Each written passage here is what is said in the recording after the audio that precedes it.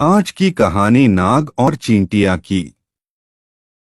एक जंगल में एक नाग रहता था।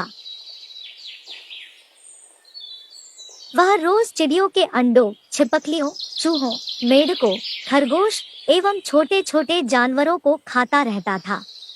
इस प्रकार छोटे छोटे जीवों को खाकर दिन भर सुस्त पड़ा रहता।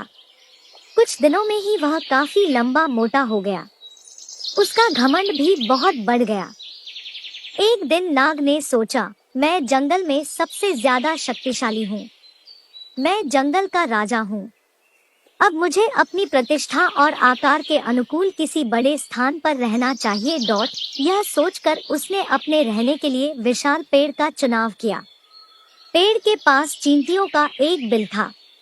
वहाँ ढेर सारे मिट्टी के छोटे छोटे कण जमा थे। नाग ने कहा, यह बवाल मुझे पसंद नहीं। यह गंदगी यहाँ नहीं रहनी चाहिए। वह गुस्से से बिल के पास गया और उसने चींटियों से कहा, मैं नागराज हूँ, इस जंगल का राजा।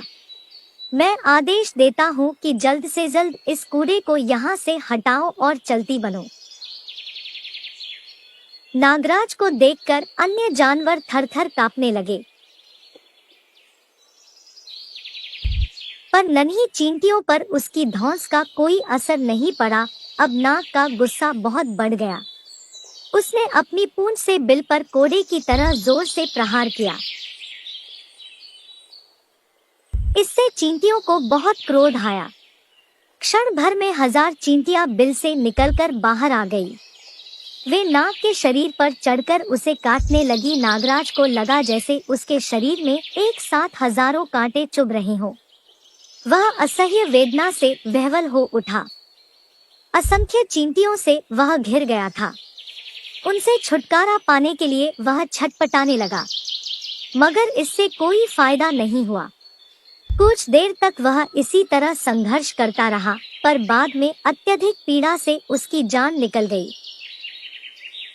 शिक्षा किसी को छोटा नहीं समझना चाहिए। व्यर्थ के घमंड से विनाश हो जाता है।